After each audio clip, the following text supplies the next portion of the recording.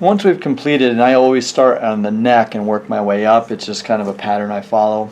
So I've already done a vertical direction of the neck, just one column on Ariana, and we focused a lot on her underneath her jaw where her biggest concern was. And I did our vertical directions, 5 columns, and then I went straight across underneath the chin. Once I've done the lower portion of the neck, then I transition to the upper portion of the face. And we've already marked the mental nerve on both sides, just below the crease of the lip, the corner of her lips. And so my goal is to stay within this area of the cheek on most people. We're not going to do it on her. She wasn't too concerned with that. She doesn't really have a lot of fat or sagging skin here, but I do want to demonstrate how we would perform this treatment. Sometimes I'll have them turn their head a little bit just to give me a little bit better access. It's okay to do that when you're working on the face. When you're working on the neck, it's really important that you keep their head straight because the trachea obviously is straight. When they turn their head, the neck twists, and so now the trachea doesn't necessarily line up in the markings that you had, so you can get kind of confused and actually work over the trachea and the thyroid. So you don't want to move their head when they're working on the neck area, but when they're working on their face, it's okay to turn their head slightly just to get a better position for you to work on. Now, we're going to start kind of along the line of the mandible, which is the jawbone line, and I can put a marking on it. I don't really want to mark her face up too much. It is a removable marker, but the jawline, you just want to kind of trace that. Again, she felt the most discomfort when we got close to that jawline, so just for your own sake, if you want to mark the jawline, it's important that you don't go over that jawline. They're not going to like that too much.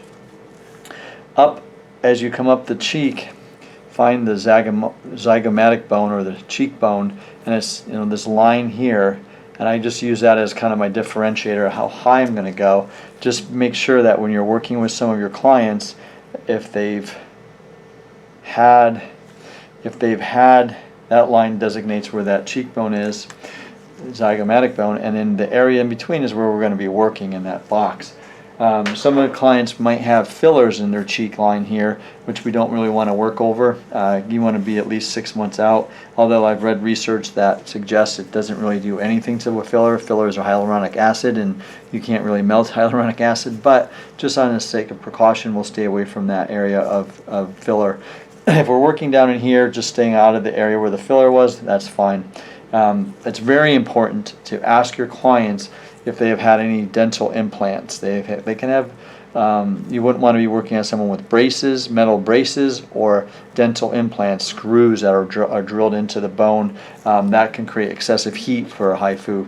So if they have fillers in their mouth, implants in their mouth, then you're going to want to avoid using the HIFU machine on their cheeks completely. You can use radio frequency, but not the HIFU. Ariana doesn't have any in her mouth, so we're not worried about that.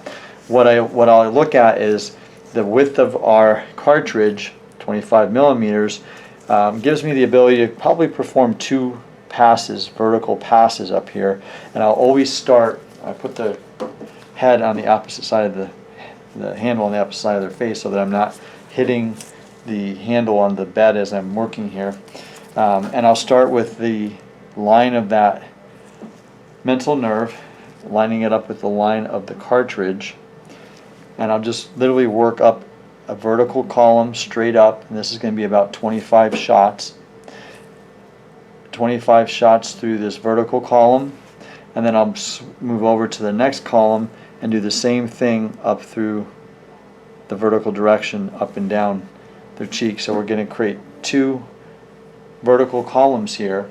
Once I've completed those 2 passes vertically, 25 and 25, then I'm going to come across, starting at down here, basically where their jaw is. It's called the temporomandibular joint down in here, and I'm going to just work my way across in a horizontal position or direction all the way to the edge where that mental nerve is. I'm going to stop once I get to that line, and again, this will quite a distance. You may actually get 30 shots in that direction, but I'm going to perform the shots in this horizontal direction across, and then I might come back just to complete the pass with 30, maybe 40 shots.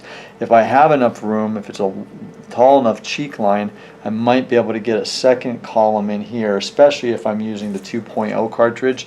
You'll be able to go over the bone. It's not going to be quite as sensitive. So essentially I'm going to create 2 vertical columns coming up the cheek, and I'm going to create a horizontal column, 2 horizontal columns following that line of the mandible, the jawbone, coming down and then coming across the face.